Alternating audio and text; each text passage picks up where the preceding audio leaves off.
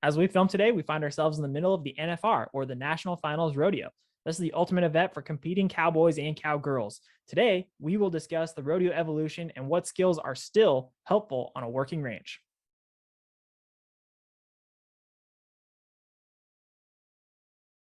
Welcome to Hashknife Hangouts. I'm Calen. My co-host Brandon is also my father. I'm on the right, he's on the left. First time joining the channel or watching one of our videos, like, comment, and subscribe. If you're interested in our social media, look below at our Facebook, Instagram, and Twitter handles. For those returning, thank you for the continued support. And now to today's opening notes. And here we are. While the events started with traditional events found in the American West, they have since become a sport and display of skill rather than something applicable on a ranch, and that is the American rodeo. Now, there is two different types of rodeos, which we'll talk about. There's the ranch rodeo, and then there's the regular rodeo, which is what the NFR, or the National Finals Rodeo, that happens every December in typically Las Vegas. Last year was different, but typically Las Vegas. That's now, like I said, it's the display of skill rather than really anything else, because it's not anything that's useful on a ranch. And that's what we'll talk about. The NFR is a pinnacle for many cowboys and cowgirls who have traveled the nation all year long, looking to earn buckles, saddles, money, glory, and well-earned injuries. For the Western world, this is like the Super Bowl, the World Cup, the ultimate championship over the course of 10 days in Las Vegas. The events include bareback riding, saddle bronc riding, calf roping, bulldogging, or also known as steer wrestling, barrel racing, team roping, and bull riding, with an also all-around cowboy world championship title. These events were all created throughout history and culminated to what we have today. This begs the question, though, what rodeo skills are still useful on a ranch? So again, there's a thing called a ranch rodeo, which they also have events, but not as many. There's only 5. There's the ranch bronc riding, wild cow milking, team branding, and team doctoring, and team trailering. So I have not seen a team branding video. I was looking through it because I have not personally ever attended a ranch rodeo, but I was YouTubing some of this stuff. But with that, before we really start diving into the differences and similarities between the two, which type of rodeo is more useful to real life, and which skills are more relatable to how a working ranch operates, Dad? At my age, I like the sitting on the sidelines, drinking the beer sport, watching it happen. Yeah. Reduces the injuries dramatically. By a lot, yeah. By a lot, except for maybe the headache if that ranch roping goes way too long. Yeah. The amount of beer thrown down the throat, could be commensurate with the length of the rodeo. Anyway, that's where this all started. Really was a it's just I like to call it a pecker measuring, sport about who can do something better when you get a bunch of guys around. I mean, it's inevitable. It's going to happen. Say who's better at whatever you're doing. And so, certainly when you throw a rope in somebody's hand, that's a skill, also a perishable skill. I've never been very, very good at roping per se. Heeling calves, I used to be pretty dang handy at that, long ago, and I can still do it okay. But when you're heading something to doctor it, that's really what you're doing. I mean, otherwise you should leave your rope hanging on your saddle. And people might ask why is that? Well, the reason is the same reason we try to take things nice and slow with the animals, is it creates added stress, which is right. not really beneficial whatsoever to the animal. It knocks off weight, it reduces, or it uses up hormones and chemicals in the body that just, it's like anything else, it's not healthy for you. If it was to stress you out, you know how you would feel. So we're trying to do the same thing for the animal. Well, I can remember, my grandpa sent me out to bring in a bunch of cows and calves. There were some pairs that had gotten through a fence somewhere into the neighbor's place. And there's probably, I don't know, 8-10 head of cows and calves, so 8-10 pair. And so he said, why don't you go out there and right out there, kid, and grab those, and I'll follow up and I'll fix fence, and you can start home with them. So he did that, and it wasn't a big repair job, but I think 12, 13 years old, and I'm riding my pony out there, following him, and I'm pushing him, and it was kind of a cool, kind of a blustery day in a way. So these calves are kicking their heels up, and these cows are moving a little fast, but they're not always moving in the direction I needed them to. And so I'm thinking, hey, I'm pretty handy with this rope. I think pretty highly of myself. And so I'm pulling this loop down, and I'm kind of chasing these calves around a little bit and getting them pushed around, and I'm throwing a loop at them and just dinking around. And of course, they're moving faster when I do that. And Grandpa finally comes up there after he patched this fence together, because I mean, we're moving them several miles, and I'm not making all that great a headway. But he rolls that window down. And he goes, "You want to run some goddamn pounds off some calves? You do that to the neighbors or somebody else's you're helping, not mine. Put that rope on." I was like, I got my butt jerked, So some of those skills are handy, yet not necessarily appropriate. Like you say, it's, stressing those calves, running. It's all about pounds. And he'd say that. This is all about pounds. I need pounds on these calves. I don't want to be running the pounds off of them. And you doing that runs the pounds off of them. Right. So I don't think even in the old days, there was a lot of guys that owned those cattle or stole those cattle or however they acquired them that were really all that wild about guys taking some time to run some pounds off of them or buck some pounds off of them or stress them. But still, it became something that people did out of either boredom or a measuring contest. And so it happened. But, the roping skills, the riding skills, guys are always saying who's a better bronc rider. Well, right. I'm not going to raise my hand to that because I'm not. I'm built wrong for it to be really good at it. I mean, I can hold my own, but I've had to a lot, but it's times I've hit the ground as well. So it's all in the luck of the draw, as they say. And literally when you draw whatever animal you get. But anyhow, being able to, why you would milk a wild cow, maybe out of necessity, but it's entertaining as hell at any rate. So I mean, that is funny. I've been to a couple of ranch rodeos, and they're fun. They're not what you expect, because they're significantly more tame. Like, they're more entertaining, but they're more tame is what I would say. Yeah, you don't have the real, like bucking a bull out. I mean, that rough stocking bulls and horses is kind of dramatic. Well, that doesn't necessarily happen unless you are doing a bronc riding type event in it, like you say. And I've been to some that didn't do that. They did the doctoring or the team branding, and follow the rules of that, which is kind of fun. I mean, it's still under time.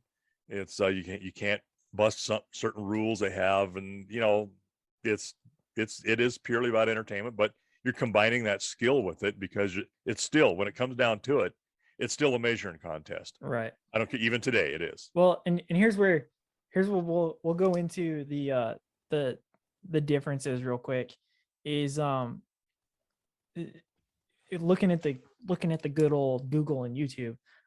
There's in the PRCA, in the national finals rodeo, there's the bareback riding, saddle bronc riding, and then your bull riding. Those are all considered rough stock, and we've talked about that before. The only close thing to a rough stock in the ranch rodeo is the bronc riding, the ranch bronc riding. And the difference is they also don't hold their hand up. What they do is they put a guy in a typical saddle, and they have a night latch, which is a little strap around the swells, and a lead rope. Around the swells and through the gullet.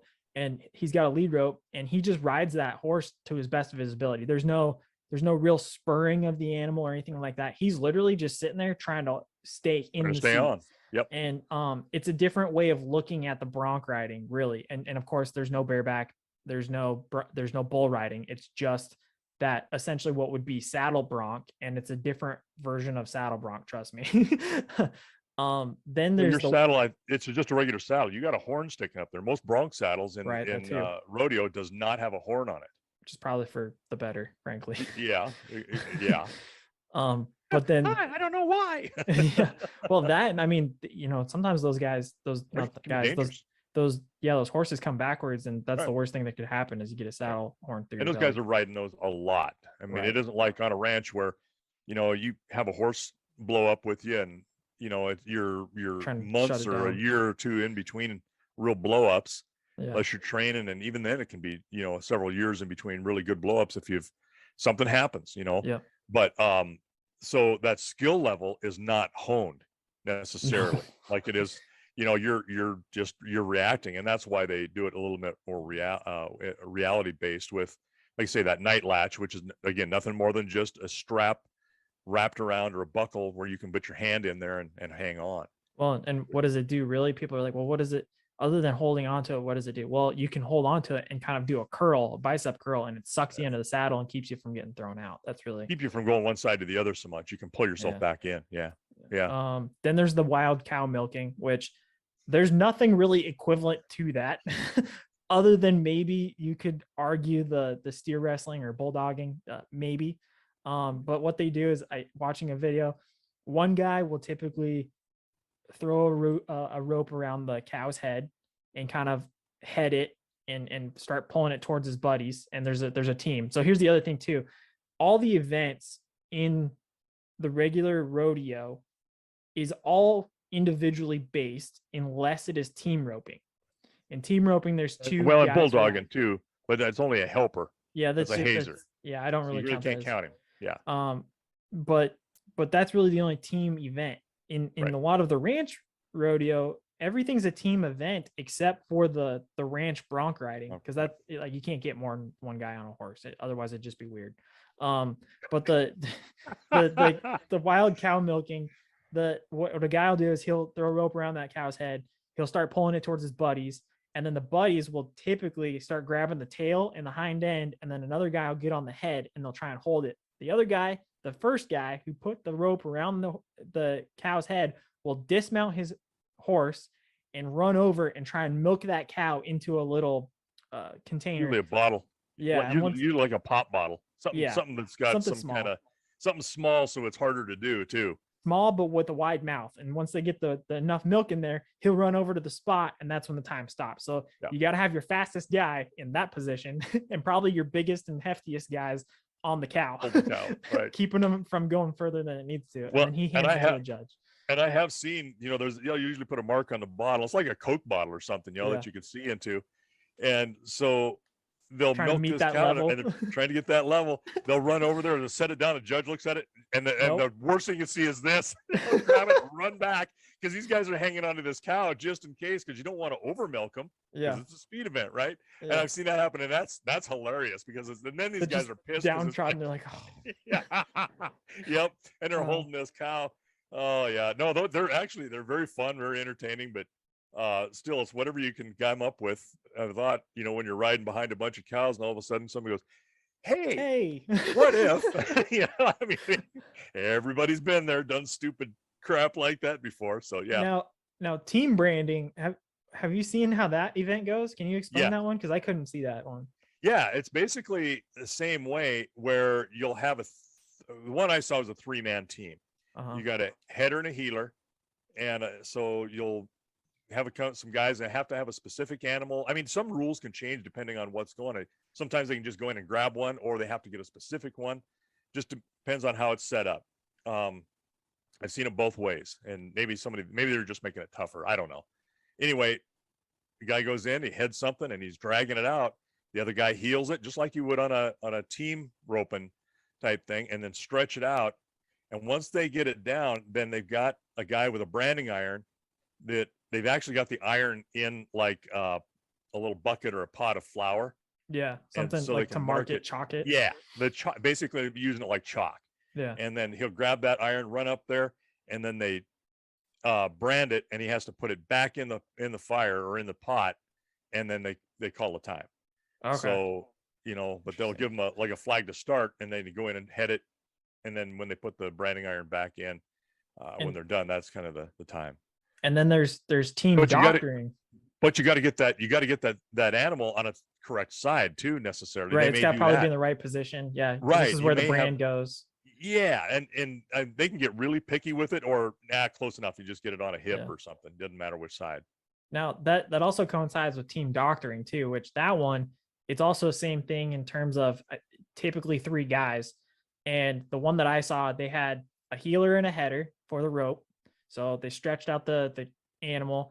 the third guy came up and he had chalk in his pocket, and he ran up, made sure the animal was on its side like they would doctor it, and then he marked just the forehead of the animal with a thing of chalk. Yeah. And that particular guy was slow on getting it out of his pocket, and that's what cost him time. So you got to make sure you have that accessible, but not so accessible that it falls out. So there's a trick on that one too. But that, what does that equate to in terms of the national finals rodeo is more of your team roping, Like and then your calf roping. Right. Because your calf roping, you're also kind of doing the same thing. You rope the calf, you throw it on its side, you hog tie it so that you could potentially doctor it or something like that. Well, and if you look at the purpose of bulldog and what we used to call bulldogging when I was a kid, I mean, and then they kind of turned it to change the term to steer wrestling, was what good purpose is there for that? Because if you got your hands on a steer's head and you've got him down, okay, now what? It's like a dog chasing a car and actually catching it, right? I mean, there's really no purpose for it other than to see how fast you can knock this animal down and put him on his, not knock him down, but pull him down on their side so that they're off their feet. I mean, it's just another one of those, hey, I got an idea. I mean, because there's really no good purpose to it other than some skill and see how you can do it. Yeah, no, that's a good point. Then so that's 4 of the events in ranch rodeo. The bronc riding, the wild cow milking, the team branding, and the team doctoring. Then the last one I thought was actually the coolest. And that was, they had a team of 4 guys, and they had a small herd of calves, and all these calves have numbers on them. And they've put a small adhesive and put it on the animal, or they've taken some chalk paint or something and they put it on the animal. They've been identified by number. And the announcer, once they start, the announcer will tell them, hey, you're looking for number so-and-so. And these guys will search for the 1 or 2 numbers, and they'll pull them and they'll cut them out of the herd. Then they'll push them to where there's already a pickup and a trailer set up with some pens to help funnel the calves. They'll push the calves in. And what they've got to do is that once they get those calves in, they put them in the stock trailer. Then they have to take 2 of the 4 horses, load them into the trailer, shut the trailer like they're about to take off. And all the cowboys then have to jump in the cab of the pickup. Once the doors are shut, then they're ready to take off. That is the end of time. And I thought that was cool because it was a little bit bigger crew. It was more applicable to what skills you might need to do with loading the calves up and then the horses and then the crew. But yeah, that was one of my favorites, was looking at that one, because I thought that was cool to see the application of multiple skills and trying to get it all done in a finite amount of time. And some of them, they'll put panels at the end of the trailer so that you can get it in, you close the panel. Right. And you know what? Is that reality? Absolutely. Yep. Only with not that many guys. Right. I've done that by myself. I mean, just because you had to. I mean, and you're right. That's why that divider comes in so good in that trailer. You get them in, get those calves up into the front, you close that divider, and then you load your horse in the back and have them on the back end. And then when you're done, you open it up, you got your horse out, and you can turn them out and go.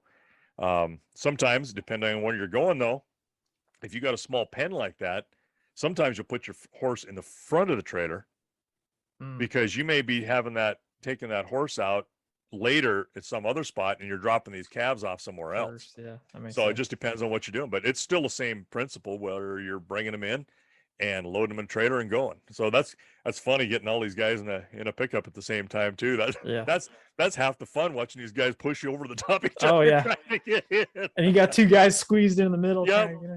That's why our hats or the brims are curved up. You get too many guys in that cab at the same time. Those hat brims got to go somewhere. But that's all the ranch rodeo events. Now we're still leaving out one event for the normal PRCA rodeo, and that is barrel racing. It's the only female event. I don't know if, I'm sure females can probably get entered into other events. They just never do. Well, you're forgetting a calf roping. Well, I talked about that though. So for girls, yeah. Well, they have the breakaway. Yeah. Which that's kind of cool because I actually. But that's not always in every rodeo generally either. And that's the problem. Yeah, I don't think now women have it in the women's NFR, but they don't have it in the actual NFR. Unfortunately, they just have a different version. And you may have a different version of like calf roping for women, which is smaller, maybe a goat, like goat roping. Yeah. And then you run up there, and then they are able to sometimes they'll jump off, and the goat's staked out. They got to catch it Yeah. knock it down, put it down, and then go ahead and, throw a couple of halves and a hooey on the feet to tie it. Sometimes, they'll actually rope something, and the breakaway, is very common, but you don't always see that in a rodeo. So, that's unfortunate because, there's some pretty dang handy girls with a rope too. There's Very handy. I don't remember her name right now, unfortunately. Jackie Crawford. Jackie Crawford, that's her name. She won last year. And she did it while she was 8 months pregnant, I think. She was so pregnant she knocked off the saddle horn on her saddle so she could ride. And yep. And so she rode that way, and she got a championship with the breakaway roping. I didn't know that. At 8 That's months awesome. pregnant. It was impressive. Yeah. And she's very good. She's a multiple world champion with the breakaway roping. Yeah, she can. If she had a rope and she was coming after me, I'd be running. No doubt. That's the kind of girl you want with you in a bar fight. Sounds like she hold her own. But anyway, like the only event though that it doesn't really. So okay, let's go back here. Bareback riding, saddle bronc riding, and you could technically say bull riding all kind of apply to the ranch bronc riding. But bull riding is again just a measuring contest, like you said. But hey, we've never ridden a bull before. Hey, that one right there, that one that's just, oh God, you don't get close to him. Let's see if we can get Junior to ride him. Yeah, let's talk him into it. That's how that stuff starts. That's the closest. Then the cow milking was the closest milking is probably the team roping, like we talked about, and then same with the team branding, team roping, calf roping. And like you said, bulldogging or steer wrestling, maybe, but that's more of, again, a measuring contest. Yeah. And then the team doctoring, same thing with those roping events. And then finally that team trailering. There's really no thing applicable to that one. That's kind of unique for the ranch rodeo. But again, it leaves barrel racing out of the picture entirely, which all that is I'm going to run around 3 barrels as fast as I can and show people how fast me and my horse can get around those barrels without knocking them over. Right. There's nothing applicable. It's just it's a race. Yeah, it's just a race. Yeah, exactly. And a race with some obstacles. Right. Now, the one thing that I do have a lot of respect for is the all-around cowboy, which is a person that they have to be entered in 2 or more events. Typically, it's only 2. And oftentimes, it's a rough stock guy because they will do like the current reigning champion. I think it's Stetson Wright.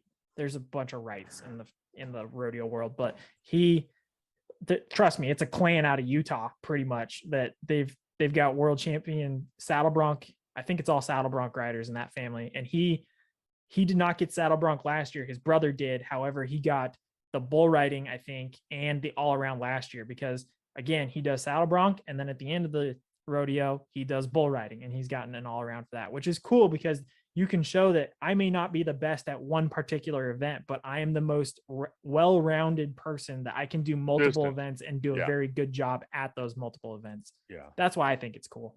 Yeah. There have been guys that do the steer wrestling and like team roping and stuff like that, or calf roping, but those are not as common. It's typically, for whatever reason, it tends to be those rough stock guys, which twice the amount of opportunity to get injured. It's really impressive.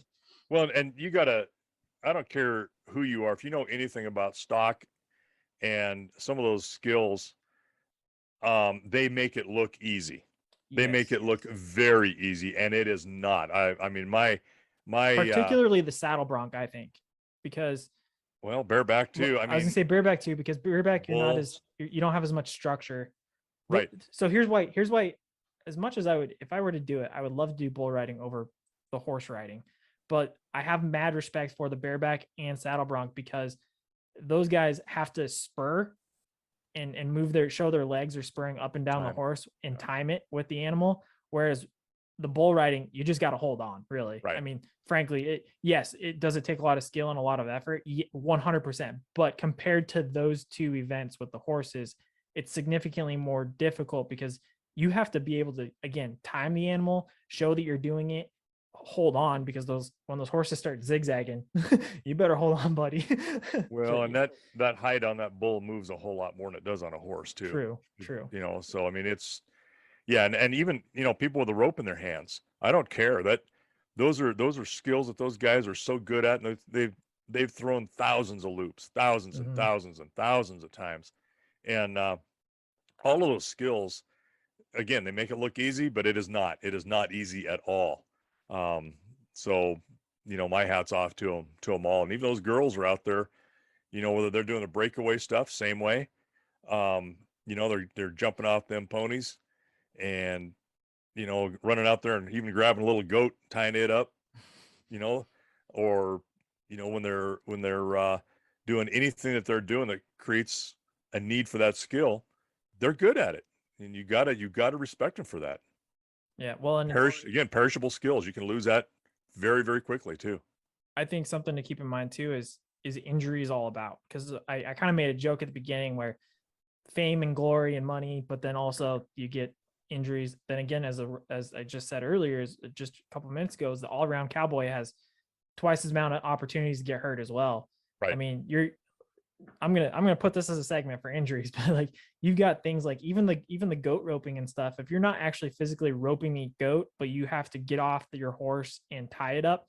I've known girls when I was going to school in college that they blew their ACLs because their horse is going so fast that when they jumped out of the saddle, because how they come out of the saddle, same with calf roping, they're coming out of the saddle sideways and their leg, you blow the ACL because they're going so fast, their body can't physically hold that load. Right. Well, you think about dismounting, you're swinging your leg over that, which already puts you at a side, right, to the side, and some of them will leap out and then turn themselves. But there's also, you're coming off. Generally, most people are right-handed. Yep. Most people, and so you see the majority of right-handed people, they'll throw that rope and then they come off the right-hand side of the horse instead of where you normally traditionally mount on the left side, and going under the rope to get to the calf. They'll just come off the right-hand side and go down the side of the rope. Takes time away to crawl under that rope. So now you're on an off side that you're not used to typically too. And so, yeah, ACLs, ankles, back injuries. I mean, it can all happen. And let's not just count the thing when you meet a guy and you see he's missing a thumb and he's wearing a hat, you go, team rope much? Oh yeah, lost my thumb. Yep. And why? Because they dallied like this. Or yeah, just somehow got themselves not paying attention and got a dally around that thumb, and they hit that and it'll pop that thumb right off. Yeah. I mean, they're literally looking for it in dirt. And then of course there's the steer wrestling. One of the worst things I hate seeing at a rodeo is when a steer goes through a guy's arms.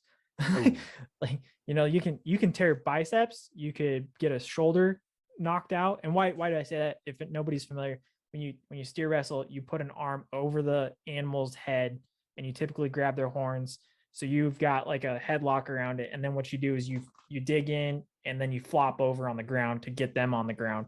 You're using your body weight to kind of wrestle them down to the ground. And what happens is when you miss, they go right through you, and their horns, because they'll stop sometimes too, their horns will hit you on the way back as you're going forward and they stopped. Or again, they tear your bicep, knock your shoulder out of place. Like that's one of the worst things I can see. The whole point of their horns is that you've got a handle to grab to when you get off that, or when you're coming off that horse at a run, and you're hanging onto that right or your left on their left horn, and then you got that right, and then you reach down underneath and grab their nose, so you got more leverage on the other side, and then crank the whole thing around. And he hit the ground, rib injuries, back injuries, hips, legs, you name it, head injuries.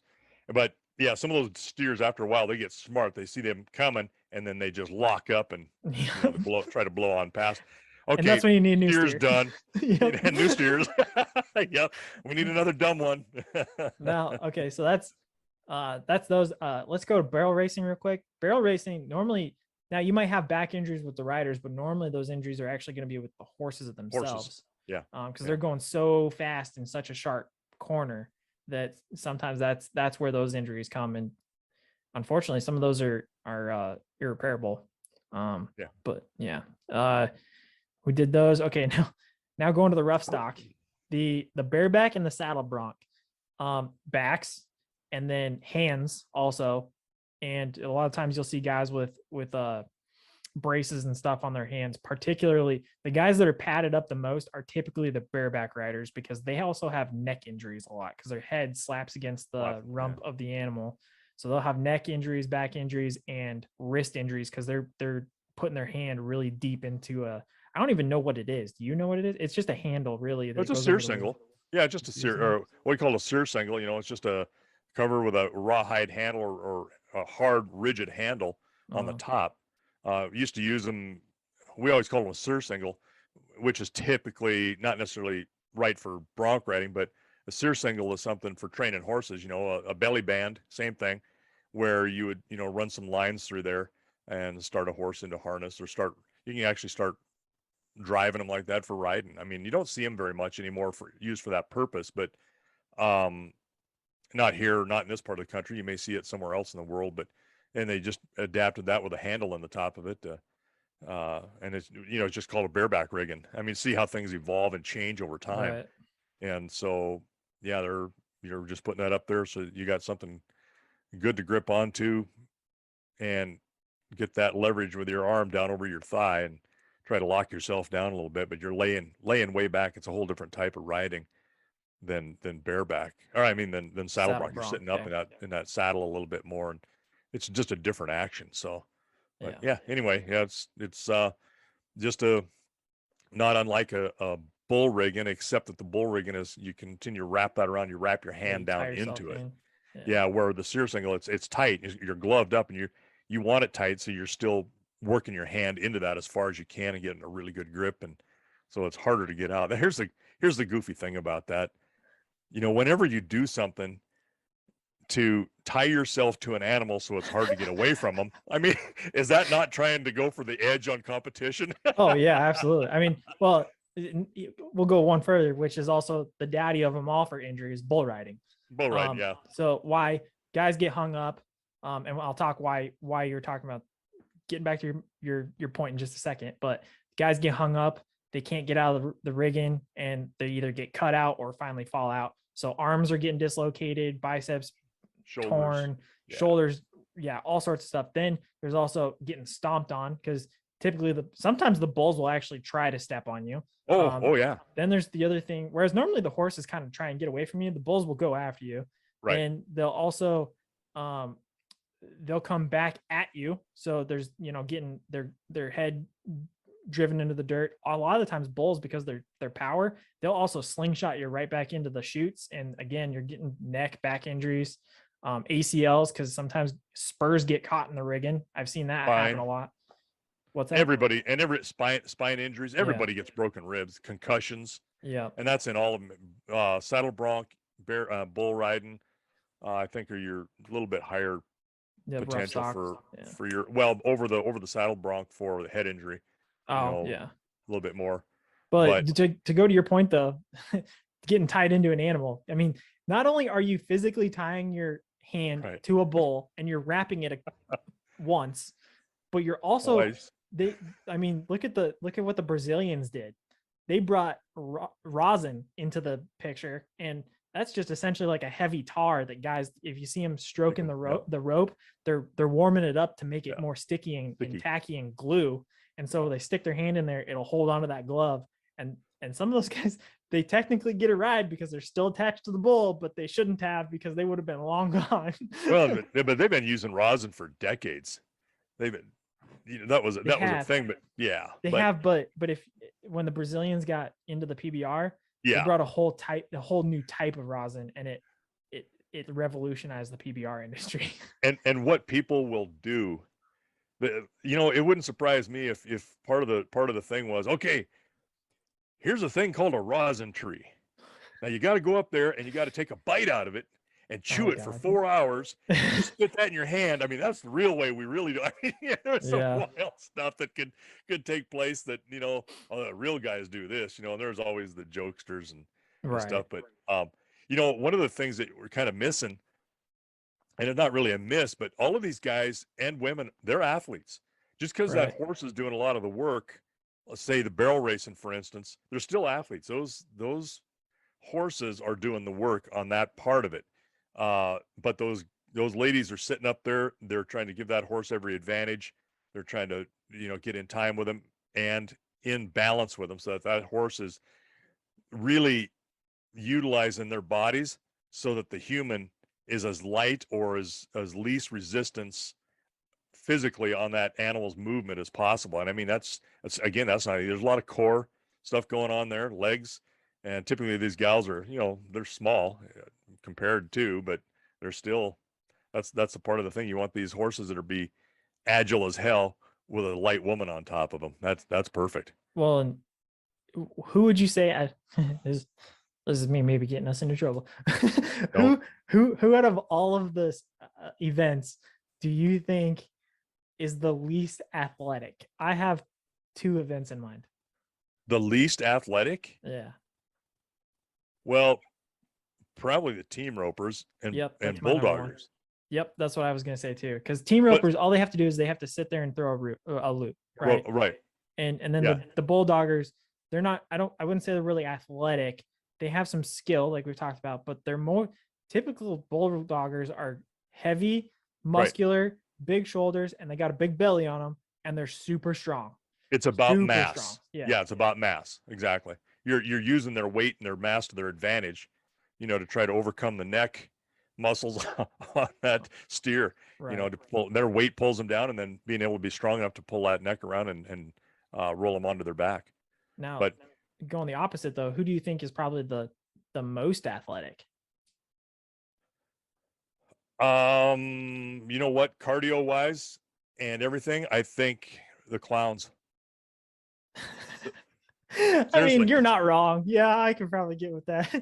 I mean, because that's one thing that people will really not think about so much, but those clowns, those bullfighters are skilled, they're wiry, they're fast, agile.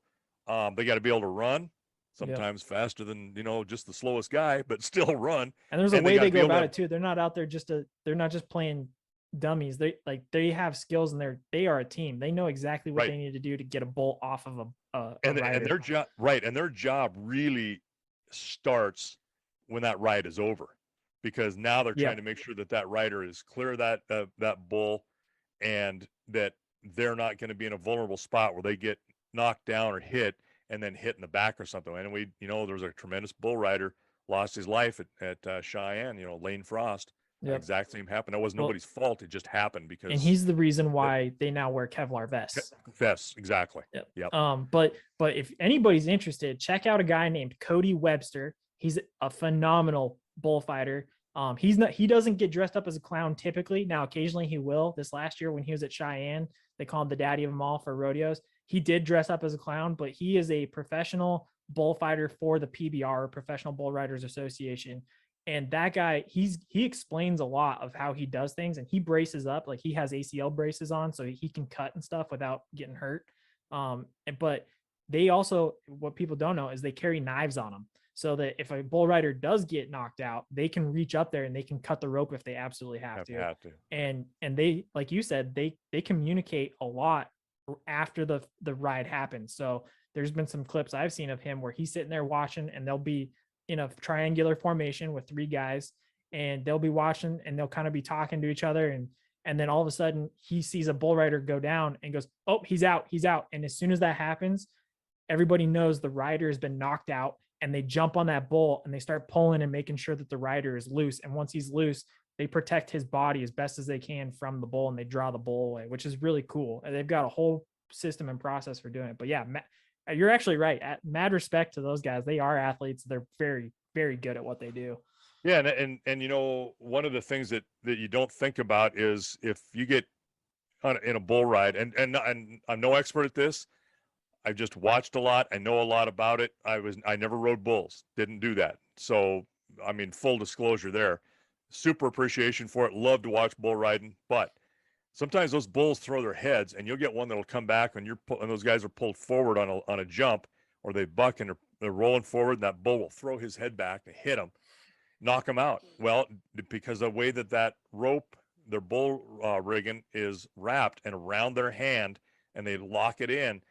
If they come off, typically on the right side, if they're right-handed, and they come off that side, their back of their hand is holding that rope in, and they can't get it free. Right. Where if they go off to the left-hand side and the right hand, a lot of times that will come loose easier. And so you can be out and your body is holding you on there. And I mean, you can tell when a guy's out because his arm is stretched out and he's And he limp. looks, yeah, he looks limp. That's the He thing. ain't helping in himself, and that arm gets stretched out about an extra 8 inches, and you're thinking, oh God, and then you're worried about him getting stepped on, and oh, Right. it's bad. It can be bad. But yeah, I think I think the extreme athletes are they're really are the bullfighters, and I like it when sometimes they'll have a little bit of playtime and let those guys, bullfighting competition is a kind Oh of a yeah. cool thing too, Yeah, which definitely. isn't in a typical rodeo either. I mean, that's kind of like your breakaway roping or goat roping for the ladies. It's like an Is exhibition event, really. yes, really it is, and you'll have some things like cowboy poker. There it's an exhibition, and That's it's straight dumb. I'd rather ride a bull than do cowboy poker. And well, see who's got more nerve and less luck I got than better chance of staying on the animal than I do letting it come at me like that. yeah. Like, no. Well, and having four guys on a four-way teeter totter, that swivels, and the bull comes at him, and you're getting out of the way by picking yourself up and letting him run under you. I mean, it looks fun as hell. It's something I would have done had we thought of stuff like that, but we never thought about that. Apparently, we had a couple more brain cells than these guys do. But Yeah. no, it's fun to watch. I really have a ton of respect for them in everything that they do. And there's one thing about it too: those animals have to be good. They're athletes as well, uh, and I should go back to like the clowns with bullfighting or bull riding. They're out there and they're staged around the bull and the rider, but they're not supposed to influence that bull. Right. Right. I mean, they're just there because that would be an unfair advantage too. But once that buzzer hits or they see the guys off, man, they're in there. They are shooting in there. And yeah, they're trying to influence things. They're trying to get this guy or either turn the bull or keep him away from a guy who's already off, putting themselves in the way and trying to get that bull drawn away from a guy who's or injured and can't get up or he's out.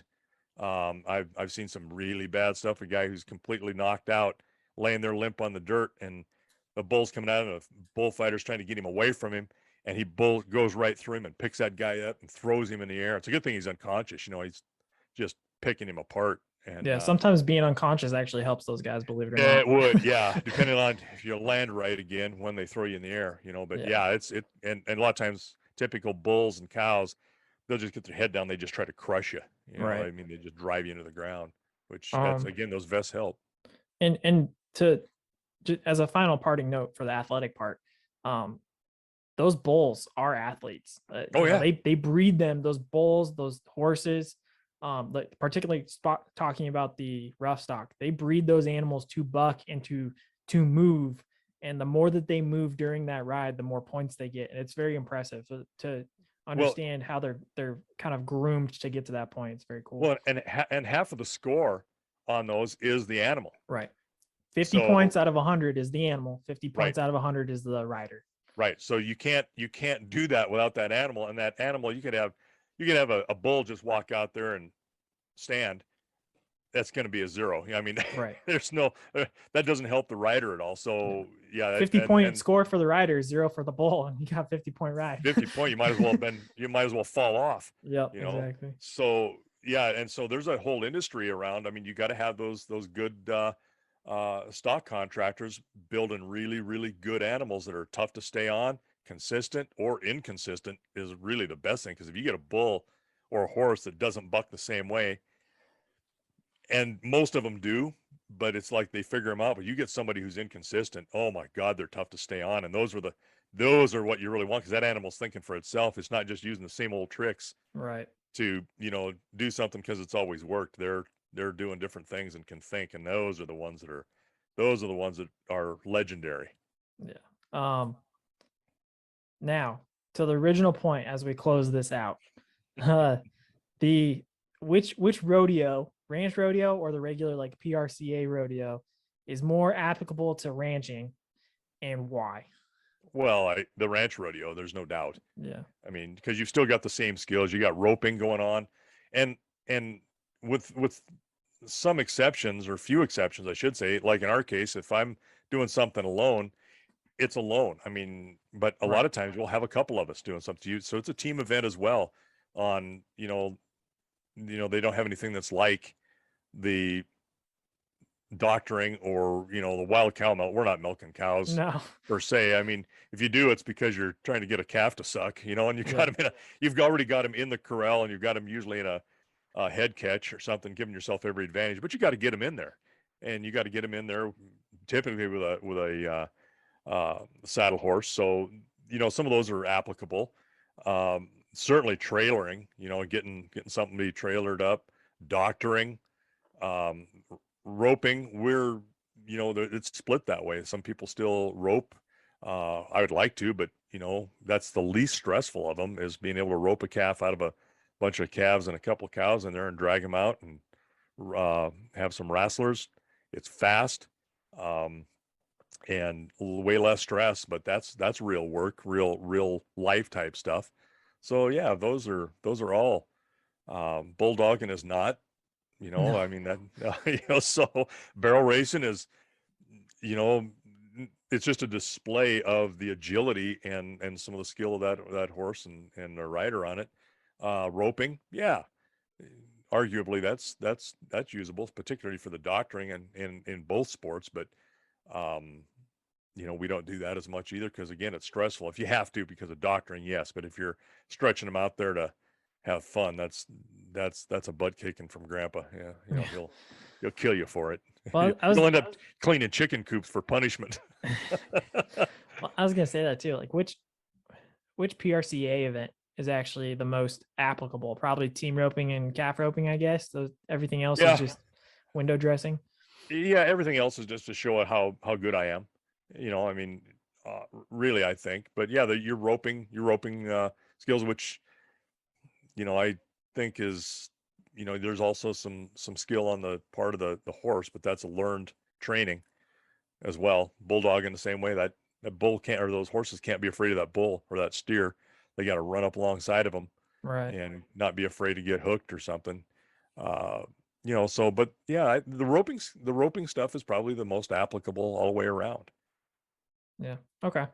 Well, that's really all I've got. We've actually got a little bit extra time today, but um I just thought it would be fun to go over while we're at the NFR, or while we're in the NFR season is what I should Yeah. say, of sharing this stuff, because I think it is cool to see how, like what we talked about, rodeo itself has evolved over the years, from the 1800s all the way to today, and how it was kind of what you said, a measuring contest, or maybe even one ranch says, hey, my crew's better than yours, and you're like, hey, you want to put some Right. money up for it, and let's test our crews out. And that's how it kind of came about, which again, I think the ranch rodeo was probably more of the original type of rodeo, and then it's evolved to what you have today with the stuff that you see at the NFR. But regardless, it all came from our history, our heritage, like we talk about, and it's our form of entertainment before football, basketball, stuff like that was around. And it's Even still radio. Yeah. right. And I think it's cool too that it's really, when you think about it, it's really a year-long thing, because the Mhm. PBR is only bull riding, and that Right. starts in January every year and ends in November. And then the rodeo circuit, the professional rodeo PR, yeah, Professional Rodeo Circuit Association, is that what it is? I don't remember. The PRCA. PR, Professional Rodeo Cowboys There Association. you go. That one. Yep. They start in May. Well, yeah, because you got like Cowboy Christmas is in what, like July. July, So I July. mean, yeah, which is a big series of events, and a lot of ones, because Fourth of July rodeos are everywhere, Right. in the Midwest, West especially. But um, you gotta remember this though too, that rodeo has changed over the years and changed dramatically. Um, there was a guy here locally that my grandpa knew it, and told me about it. He says, man, this kid, he could ride anything, but he would win that first day of like a 4th of July rodeo is typically 3 days. Yeah. And he would win, just tear it up that first day. And like most of these guys, they didn't hardly have a dime to their name, but they paid him off every day. And he would get drunk, and day 2 and day 3 couldn't ride for crap because he'd been drinking and maybe half drunk. But a lot of these guys they were not in the business frame of mind. And this is, for a lot of people, this is a business for them. I mean, this is a Yeah. career as long as it lasts. It's like a football career. Yep. Some of these guys are into their 30s, and you got some guys that are Montana guy, Bob Shaw from, up around Ovando, just out of Missoula. Oh my gosh, not Ovando, but missing the little tiny town there. But that guy rode for years. He was in his 50s when he was still riding, late 40s and 50s. Like, holy cow, the guy was incredible and just consistent, always just there. But a lot of these guys now have the mindset of an athlete. They're not drinking while they're working, and I mean, they're preparing for things. I mean, they are, don't get me wrong, I'm sure they do their share of having fun too. Right. But it's a whole lot different than it used to be. And because and they're serious about the bigger money in it. We were talking about this earlier, was a famous bull rider, JB Mooney, former 2-time PBR world champion. And this is his first NFR this year because he went straight PRCA and he wanted to do bull riding and see if he could get a famed gold buckle from the NFR. He is now on the back end of his career at 34, but like you said, he's looking at it as a business as well. He's made money being a champion and all that, but he is now transitioning to creating his own rough stock for the PBR. So that, like you said, it's very much a business mindset, and they're looking at it much more seriously than maybe they did in the 70s and the 80s and all that. Well, and even for the clowns, that's changed. The role has not changed, but the way they approach it. My dad, your grandpa, had a really good friend, a guy named Jim Warner, and I remember Jim when I was a little tiny guy, and got reacquainted with him when I was, in my 30s as a warden. Had a saddle built. He was making saddles then, and they were at the 4th of July rodeo, sitting in the stands in Red Lodge, Montana, and this would have been like 1960, 61, somewhere in there, 62, before I was born. And Jim's out being a clown. He's a bullfighter. Now they call them bullfighters. They used to call them just clowns. Right. And rolls the same. And he was working hard. And the guy was so fast. I mean, he was just cat fast, and small guy, but just agile. And one of those, just a super athlete, one of these small packaged guys. And he had a bull after him, and he's running and trying to get away from him because he'd hazed him away from a rider. And he jumped up on the fence and just happened to jump up right in front of Dad. And he looks up and goes, "Hey, Tex," and he grabs Dad's beer, and he takes a big draw on it, drops it down, goes, "God, I needed that," jumps down and goes back to work. I mean, that's during a rodeo. I don't think you'd see those guys doing that now. No. So no. it's you might see Flint Rasmussen might. He's out of Belgrade, and he's the last. Well, he lives in Belgrade. Yeah, there you go. Yeah, but he's Shoto, probably the last. People would be pissed if you. They'll get over it. Yeah, there you go. Flint's really the last clown that I know of because he doesn't bullfight. He is purely there for entertainment. Right. But he's great at it. He always has been and probably always will be until he retires. He is part of the show and a show of his own within a show. Right. Yeah. But that's the last time I've seen really a clown, but like in that term, he could probably do that and get a beer and people would be fine with it because again, he's not there to save lives. He's there to be the entertainment. Right. No, that's right. But still, great athlete. The guy's still out running and staying in shape and doing what he needs to do. He gets some dance moves on. He's really good at Irish dancing. Yeah. The stuff good. He does is like, oh my God. Yeah. You can tell one thing. He is not a homophobe. Not some of those moves he has. Oh goodness. Pretty secure in himself. We should probably close it up with that. But yeah, that is how the rodeo is in ranching, how it applies to a working ranch, and how some of those skills have gone from what can you do on a ranch to, hey, look at what I'm able to do. and then again, of course, the two different ranches, or the two different rodeos, ranch rodeo and then the PRCA rodeo. Right. Well, we're glad you stuck with us. And again, we thank you till you're better paid.